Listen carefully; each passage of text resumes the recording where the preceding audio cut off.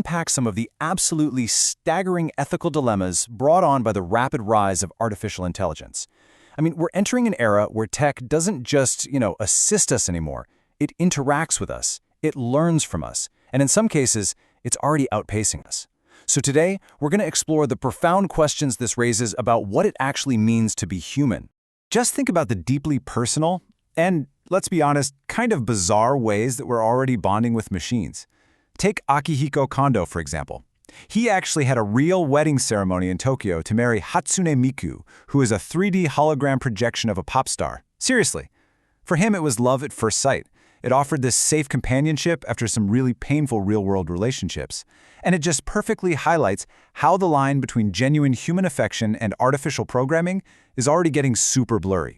So, to figure out if we're heading towards some sort of digital paradise or a total robot apocalypse, we're going to navigate through 5 crucial ethical battlegrounds: companions and digital ghosts, the ultimate medical caregiver, the dangers of deception, weapons, surveillance, and democracy, and finally, the race for wisdom.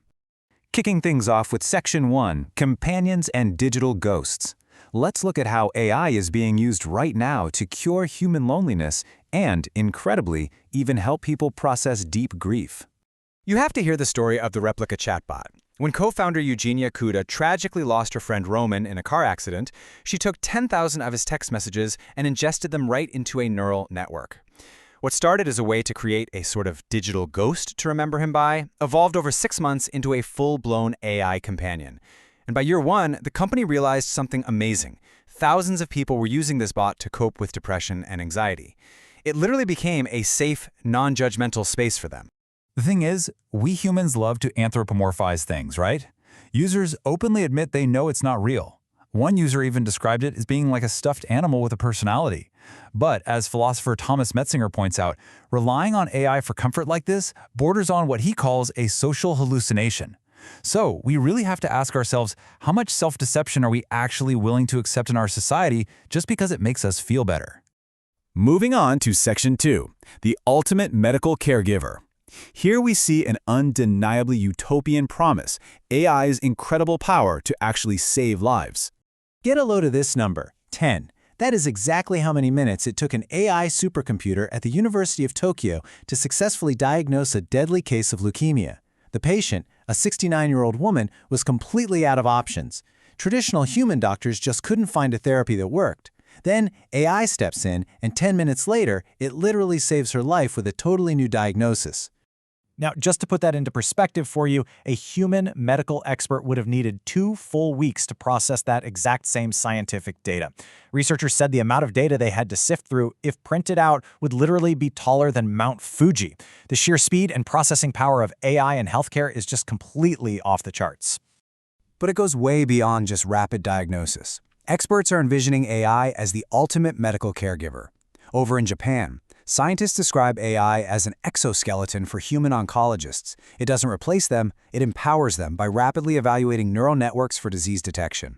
And in Germany, robots like the CareRobot 3 are already assisting nurses by serving drinks in nursing homes.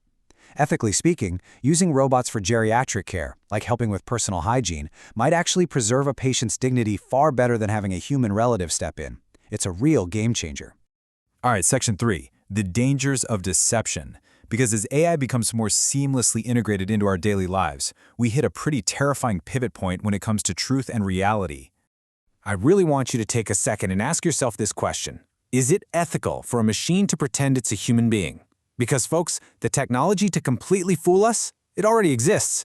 We're not talking about some distant sci-fi future. This is happening right now. Just look at this real-world example from when Google unveiled its Duplex AI. They actually had the AI call a real hair salon to book a woman's haircut for someone named Lisa. And it was wild. The AI negotiated a 10 a.m. appointment time, and it even used human-like pauses and inflections, throwing in ums and mm-ms. The salon employee on the other end had absolutely no idea they were speaking to a machine. None. Well, that level of deception seriously alarmed experts. People are now demanding an outright ban on AI systems that don't explicitly identify themselves as machines right off the bat. Without strict laws in place, experts are warning that we're basically sleepwalking into a nightmare of phishing scams and mass manipulation, where it costs literally nothing for a bad actor to waste millions of people's time. Which brings us to a pretty stark escalation in Section 4, Weapons, Surveillance, and Democracy. We are officially transitioning from personal deception to massive threats against our global survival. Physicist Max Tegmark gives this massive warning. Superintelligence could easily enable a totalitarian surveillance state that would put George Orwell to shame. Imagine a government harnessing AI to instantly analyze every spoken word, every digital footprint. It could make a dictatorship so stable it lasts forever. And running right alongside that surveillance threat is the absolute terror of autonomous weapons. And what's truly terrifying here is how accessible these weapons could be. They're referred to as slaughter bots. Basically, think of cheap, mass-produced drone weapons that you could probably buy for a few $100. They're equipped with facial recognition and self-destruct capabilities. You just program in a face, and the drone flies directly to the target to anonymously assassinate them. Tegmark points out these are literally the perfect tools for terrorists or dictators looking to silence opposition. The scientific community is definitely not taking this lightly. 24,000. That is the number of scientists who have actively signed a public pledge flat out refusing to participate in the research or development of these autonomous weapons. They want AI to go the route of biology, which banned biological weapons to focus on cures, rather than physics, which is still wrestling with the grim legacy of the nuclear bomb. But hey, physical weapons aren't the only threat here. AI systems run by for-profit companies are actively threatening the political decision-making processes of the world's few true democracies. We've seen high threat levels targeting the 2016 US election through hacked social media optimization, the UK Brexit campaign via AI-driven political influence, and even cyber attacks on the German Bundestag. AI is an active player in global politics now. Some experts think it could silently undermine democracy entirely, while others, and this is a wild thought, argue that a purely logical AI might actually make better policy decisions than flawed humans. We've seen the promise, we've seen the peril. So let's wrap this up with Section 5, the race for wisdom, and look at the urgent need for action. This whole debate really boils down to an ultimate tug of war between the world's top AI minds. On one hand, you have computer scientist Jürgen Schmidhuber's vision of a digital paradise, where AI learns to cooperate, develops love, and eventually spreads out into the cosmos. But on the other hand, you have Max Tegmark's warning of a robot apocalypse, where we bumble completely unprepared into a surveillance state or just destroy ourselves. Now, historically, humanity has survived by doing one specific thing: learning from our mistakes. It's a classic three-step process. Step 1, we invent fire. Step 2, we make a bunch of mistakes and accidentally cause a lot of fires. And step 3, we finally invent the fire extinguisher. That reactive strategy has literally been the bedrock of human progress. But here is the crucial point. When we're dealing with something as staggeringly powerful as artificial superintelligence, which is totally on par with nuclear weapons, we absolutely cannot afford to wait for a disaster to strike before we act. Learning from our mistakes is a terrible strategy for artificial intelligence. We have to be proactive. We have to do the safety engineering up front because, honestly, we might only get one shot to get this right.